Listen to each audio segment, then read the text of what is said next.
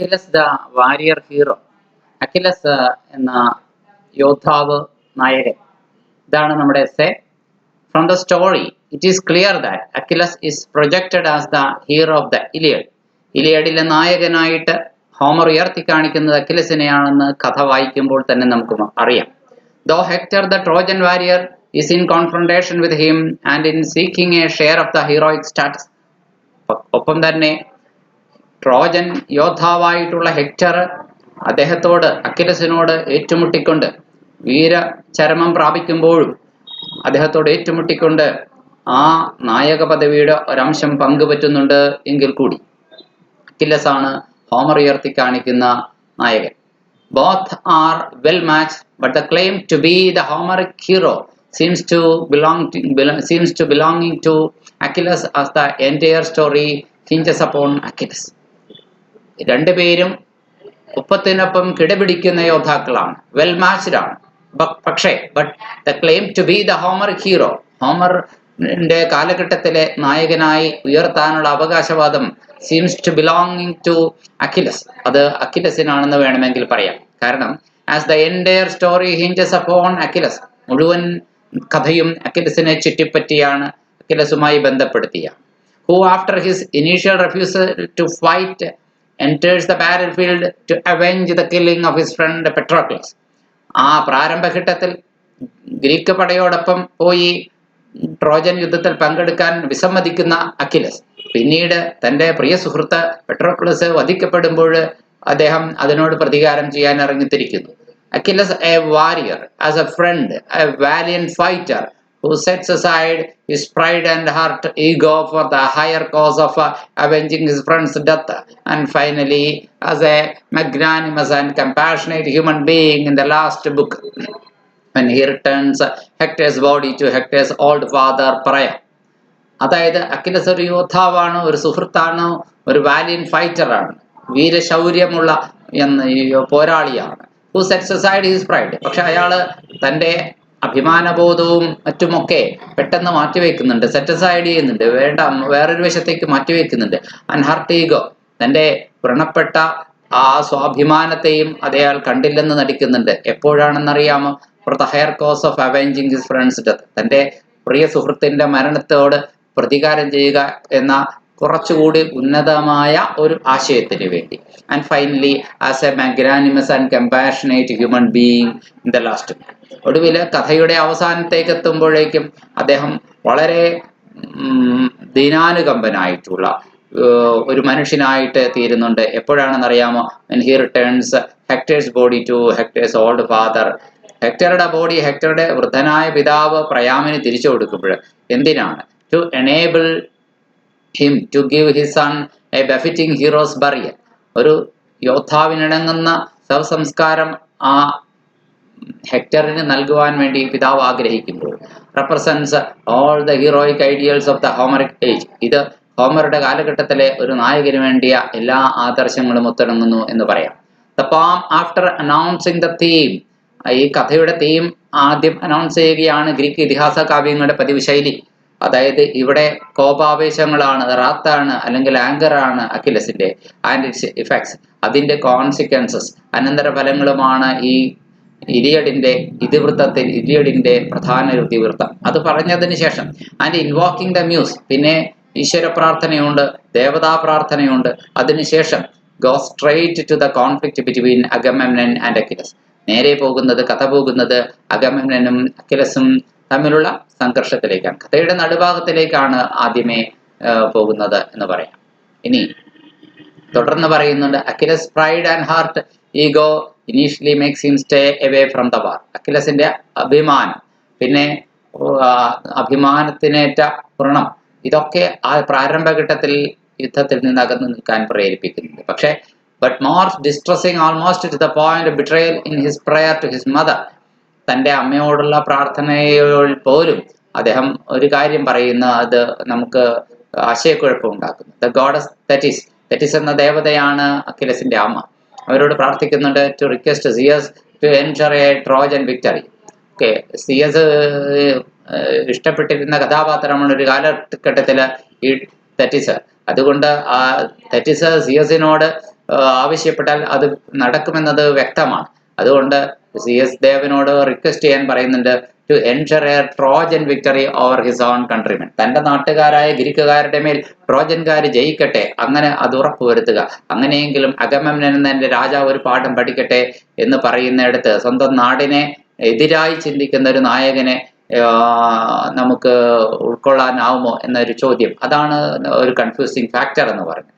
His non-participation in the crucial war on a perceived slight to his ego and his treacherous scheme to take revenge on Agamemnon for insulting his honor by praying for the defeat of his own countrymen are two major flaws in his character, discrediting his heroic status. അദ്ദേഹത്തിന്റെ നായക പദവിക്ക് ഇടിവുണ്ടാക്കുന്ന, discredit ഉണ്ടാക്കുന്ന രണ്ട് സംഭവങ്ങൾ പറഞ്ഞോട്ടെ. ഒന്ന്, അയാളുടെ യുദ്ധത്തിലുള്ള പങ്കെടുക്കാതെ ഒഴിഞ്ഞു മാറി നിൽക്കല്. അതായത് തന്റെ നാട് പരാജയപ്പെടും എന്നറിയുമ്പോഴും യുദ്ധത്തില് പങ്കെടുക്കാതെ മാറി നിൽക്കുന്ന അത് എത്രമാത്രം ഔന്നത്യമുള്ള ഒരു തീരുമാനമാണെന്ന് പറയാൻ സാധിക്കില്ല. ഒപ്പം തന്നെ അയാൾക്ക് ഒരു ഗൂഢ പദ്ധതി ഉണ്ടായിരുന്നു, ഒരു ട്രെച്ചറിയസ് ടീം ഉണ്ടായിരുന്നു. എന്താണത്? അഗമെമ്നനോട് പ്രതികാരം ചെയ്യുക, തന്റെ അഭിമാനത്തെ അപമാനിച്ചതിന് പ്രതികാരം ചെയ്യുക. എങ്ങനെയാണ്? തന്റെ നാട്ടുകാര് തോറ്റുപോട്ടെ എന്ന് പ്രാർത്ഥിച്ചുകൊണ്ട്. ഇത് രണ്ടും അദ്ദേഹത്തിന്റെ ക്യാരക്ടറിലെ ഒരു പ്രധാന പോരായ്മകൾ, ഫ്ലോ തന്നെയാണ്, മേജർ ഫ്ലോസ് തന്നെയാണെന്ന് പറയാൻ സാധിക്കും. നായക പദവിക്ക് എന്ന് അദ്ദേഹത്തെ ഏതെങ്കിലും രണ്ട് കാര്യങ്ങൾ അയോഗ്യതപ്പെടുത്തുന്നുണ്ടെങ്കിൽ ഇത് തന്നെയായിരിക്കും. But it has to be remembered that personal honour is of supreme importance. പക്ഷെ മറ്റൊരു കാര്യം, ഹോമറിക് ഹീറോയ്ക്ക്, ഗ്രീക്കുകാരുടെ ഹോമറിക് യുഗത്തില് വ്യക്തിയുടെ അഭിമാനത്തിന് വലിയ പ്രാധാന്യമുണ്ടായിരുന്നു എന്ന് ഓർക്കേണ്ടതുണ്ട്. While the honor of a Homeric society depends on the personal valor of its heroes. നമുക്ക് ഹോമറുടെ സമൂഹത്തില് അന്നത്തെ കാലഘട്ടത്തില് വ്യക്തിയുടെ ആ ധീരതയിലും ശൗര്യത്തിലും അഭിമാനബോധത്തിലും ആണ് ആശ്രയിച്ചു നിൽക്കുന്ന ഒരു കാലമായിരുന്നു.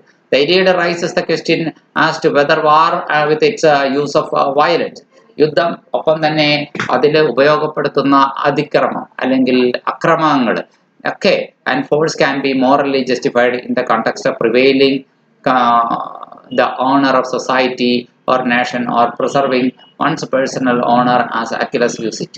ഒരു വ്യക്തിയുടെ സ്വന്തം അഭിമാനത്തിന് വേണ്ടിയിട്ട് ഒരുപാട് വയലൻസും അല്ലെങ്കിൽ മനുഷ്യക്കുരുതികളും നടത്തുന്നതിന് അതാണോ ശരി? അല്ലെങ്കിൽ സമൂഹത്തിന്റെ പൊതുനന്മയ്ക്ക് വേണ്ടി അങ്ങനെയൊക്കെ നിവൃത്തിയില്ലാതെ ചെയ്യേണ്ടി വരുമ്പോൾ ചെയ്യുന്നതാണ് ഏതാണ് കൂടുതൽ ശരിയായതും ന്യായീകരിക്കാൻ കഴിയുന്നതും ധാർമ്മികമായി എന്ന ചോദ്യം ഇവിടെ ഉയരുന്നുണ്ട്. ഇനി the wrath of Achilles seems justified when he refuses to bow down to the whimsical and unethical demands of his leader Agamemnon. തന്റെ നേതാവായ രാജാവായ അഗമെമ്നന്റെ ഈ ചപലമായിട്ടുള്ള, വിംസിക്കലായിട്ടുള്ള, ധാർമ്മികത ഇല്ലാത്ത ആവശ്യങ്ങൾക്ക് തലകുനിച്ചു കൊടുക്കാൻ തയ്യാറല്ല എന്ന് പറയുന്നിടത്താണ് അക്കിലസിന്റെ ഈ ദേഷ്യത്തെ നമുക്ക് ന്യായീകരിക്കാൻ ഉള്ള ഒരേ ഒരു കാര്യം. ഇൻ ദ റൂളിംഗ് ഹൈറാർക്കി, ഭരണവർഗത്തിന്റെ തട്ടുകളിൽ മേൽത്തട്ട് കീഴ്ത്തട്ട് നോക്കുമ്പോൾ Agamemnon holds the higher status. Agamemnon എന്ന രാജാവാണ് ഭരണത്തില് ഉയർന്ന പദവിയിലുള്ളത്. But on the battlefield, പക്ഷേ യുദ്ധക്കളത്തിലെത്തുമ്പോഴോ അക്കിലസ് ഹാസ് നോ ഈക്വൽ. അക്കിലസിന് തുല്യ പദവിയിൽ ആരുമില്ല എന്നതാണ്. ഈ ടവേഴ്സ് ഓവർ എവരി അക്കിയൻ, ഓരോ അക്കിയന്റെ മുകളിലും അയാൾ തലയെടുപ്പുള്ളവനാണ്. ആൻഡ് ഓവർ എവരി ട്രോജൻ, ഓരോ ട്രോജനെ എടുത്തു നോക്കുമ്പോഴും അക്കിലസിനെ പോലെ മറ്റൊരാളില്ല യുദ്ധക്കളത്തില്. Only one who is close to his fighting prowess is the Trojan prince Hector. അദ്ദേഹത്തിന്റെ പോരാട്ട വീര്യത്തിനോട് കിടപിടിക്കുന്ന ഒരേ ഒരാളേ ഉള്ളൂ, അത് ട്രോജൻ കുമാരനായിട്ടുള്ള ഹെക്ടറാണ്. Viewing the strength, courage and power of Achilles, അക്കിലസിന്റെ കരുത്ത്, അക്കിലസിന്റെ ധൈര്യം എല്ലാം കാണുമ്പോൾ the Greek request him to return to the battlefield to defeat the Trojans. ഗ്രീക്കുകാര് അദ്ദേഹത്തോട് അഭ്യർത്ഥിക്കുന്നുണ്ട്, പല തവണ അഭ്യർത്ഥിക്കുന്നുണ്ട്, അങ്ങ് ഇനിയും യുദ്ധക്കളത്തിലേക്ക് മടങ്ങി ചെല്ലണം. Who with CS support, കാരണം ട്രോജൻ യുദ്ധത്തില് ട്രോജൻസ് എന്താ ചെയ്യുന്നത്? CS ദേവന്റെ പിന്തുണയോടെ അവരെന്ത് ചെയ്യുകയാണ്? വിജയം നേടിക്കൊണ്ടിരിക്കുകയാണ്. CS support were emerging triumphant against them. തങ്ങൾക്കെതിരെ അവർ വിജയം നേടിക്കൊണ്ടിരിക്കുകയാണ്. After much persuasion, ഒരുപാട് പ്രലോഭനങ്ങൾക്കൊടുവിൽ Achilles relents not by personally entering the battlefield. Achilles അല്പം ഒന്ന് അവരുടെ അഭ്യർത്ഥനയെ മാനിക്കുന്നുണ്ട്. എങ്ങനെയാണ്? സ്വന്തമായി ബാറ്റിൽ ഫീൽഡിൽ ഇറങ്ങുകയല്ല, but by sending his best comrade Patroclus, തന്റെ ഏറ്റവും നല്ല കോമ്രേഡ് പെട്രോക്ലസിനെ അയച്ചുകൊണ്ടാണ് to fight the age Trojan warrior Hector, അതായത് ട്രോജൻ യുദ്ധനേതാവായിട്ടുള്ള ഹെക്ടറിനെ ഫൈറ്റ് ചെയ്തുകൊണ്ട്. Hector's killing of Patroclus is the last straw for the reluctant. പെട്രോക്ലസിനെ അയച്ചു കൊടുത്തുകൊണ്ട് യുദ്ധത്തിന് വേണ്ടിയിട്ട് തന്റെ പ്രിയ സുഹൃത്തിനെ. ഹെക്ടർ പെട്രോക്ലസിനെ കൊല്ലുന്നതാണ് അദ്ദേഹത്തിന് ഇതുവരെ മടിച്ചു നിന്ന, റിലക്റ്റന്റ് ആയി നിന്ന നമ്മുടെ നായകനായ അക്കിലസിന് യുദ്ധക്കളത്തിൽ ഇറങ്ങാനുള്ള ഒരു സംഭവമോ നിമിത്തമോ ആകുന്നത്. Egoistic Achilles who has a desired not to enter the battlefield, നാളിതുവരെയും ഇനി യുദ്ധത്തിൽ പങ്കെടുക്കേണ്ടതില്ല, പ്രവേശിക്കേണ്ടതില്ല എന്ന് വിചാരിച്ച് ഈഗോയിസ്റ്റിക് ആയി നിന്ന അക്കിലസിന് യുദ്ധത്തിൽ കയറാൻ കാരണമാകുന്നതാണ്. Achilles is extremely upset and grief struck when he learns about his friend's death. തന്റെ സുഹൃത്തിന്റെ മരണത്തെ കുറിച്ച് അറിയുമ്പോൾ അക്കിലസ് അങ്ങേയറ്റം ഗ്രിഫ് സ്ട്രക്ക് ആകുന്നുണ്ട്, ദുഃഖിതനാകുന്നുണ്ട്. For the first time we see a different Achilles, ആദ്യമായിട്ട് നമ്മൾ വ്യത്യസ്തനായ ഒരു അക്കിലസിനെ കാണുന്നത്. Not the strong and indomitable Achilles, ഇതുവരെ അജയ്യനായ, ഇൻഡോമിറ്റബിൾ എന്ന് പറഞ്ഞാൽ അജയ്യനാണ്, കരുത്തനായ അക്കിലസ് അല്ല. പക്ഷേ but Achilles arguing with himself over his slain friend, തന്നോട് തന്നെ, അദ്ദേഹത്തിന്റെ മനസാക്ഷിയോട് തന്നെ പോരാടിക്കുന്ന ഒരു തന്റെ ശിരച്ഛേദം ചെയ്യപ്പെട്ട സുഹൃത്തിന് വേണ്ടി. Achilles softer side comes to the fore in this episode. അക്കിലസിന്റെ മനസ്സിന്റെ ലോലഭാവം ഈ എപ്പിസോഡിൽ കണ്ടെത്തുകയാണ്. Where he is overcome with grief on learning about Hector's killing of Patroclus. Hector പെട്രോക്ലസിനെ കൊന്നതിനെ ഓർത്ത് അദ്ദേഹത്തിന്റെ ദുഃഖം അണപൊട്ടി ഒഴുകുകയാണ്. Achilles grief turns into wrath as he enters the battlefield. അക്കിലസിന് ഇതിന്റെ ദുഃഖം കോപാവേശമായി മാറുന്നുണ്ട് യുദ്ധക്കളത്തിൽ പ്രവേശിക്കുമ്പോൾ. To avenge his dear friend's death, തന്റെ പ്രിയ സുഹൃത്തിന്റെ മരണത്തിന് പ്രതികാരം ചെയ്യാൻ വേണ്ടിയിട്ടുള്ള ശ്രമത്തിൽ. He yokes his emotion to action, തന്റെ നാളിതുവരെ പേറിയ വൈകാരിക വേദനകളെയെല്ലാം അദ്ദേഹം ചുമന്നുകൊണ്ട് ഇതാ കർമ്മനിരതനാവുകയാണ്, ആക്ഷനാക്കി മാറ്റുകയാണ്. And rages into the battle like a flash of lightning, ഒരു ഇടിമിന്നൽ പോലെ അയാൾ യുദ്ധക്കളത്തിൽ ഇറങ്ങിയാണ്. Killing a dozen Trojans in one go, ഒറ്റയിറക്കത്തിന് 1 ഡസൻ ട്രോജന്മാരെ കൊന്നൊടുക്കുകയാണ്. ഇൻ ഹിസ് ഫ്രൻസീഡ് റേജ്, ഒരിക്കലും പിടിച്ചു കെട്ടാനാവാത്ത വിഭ്രാന്തമായ കോപത്തിൽ. He slaughters the Trojan enemy with merciless brutality and kills Hector in a single combat. ഒരൊറ്റ പോരാട്ടത്തിൽ തന്നെ ഹെക്ടറെ കൊന്നെടുക്കുകയാണ്. And attaches the corpse to his chariot, എന്നിട്ട് ഹെക്ടറുടെ മൃതശരീരം തന്റെ തേരിൽ വലിച്ചു കെട്ടുകയാണ്. Dragging it triumphantly around the walls of the city, എന്നിട്ട് വിജയിയായിട്ട് പട്ടണത്തിന്റെ മതിലുകൾക്ക് ചുറ്റും ഹെക്ടറുടെ ശരീരം ഡ്രാഗ് ചെയ്യുകയാണ്, അല്ലെങ്കിൽ വലിച്ചിഴച്ചു കൊണ്ട് നടക്കുകയാണ്. For our modern point of view, ഇന്നത്തെ നമ്മുടെ ആധുനിക കാഴ്ചപ്പാടിൽ നോക്കുമ്പോൾ Achilles inhuman brutality deserves outright condemnation. അപ്പോൾ തന്നെ ആ നിമിഷത്തിൽ കുറ്റപ്പെടുത്തേണ്ട പ്രവൃത്തിയാണ് അക്കിലസ് ചെയ്തത്, ഒരിക്കലും നീതീകരിക്കാനാവാത്ത മൃഗീയത. But this happened in the Homeric age, പക്ഷെ ഓർക്കണം, ഇത് സംഭവിക്കുന്നത് ഹോമറിന്റെ കാലഘട്ടത്തിലാണ്. And war brutality was accepted as part of the victor's right. അന്ന് യുദ്ധത്തിലെ ഇത്തരത്തിലുള്ള മൃഗീയതകളൊക്കെ വിജയിയുടെ അവകാശമായിട്ട് അംഗീകരിക്കപ്പെട്ട കാലമായിരുന്നു.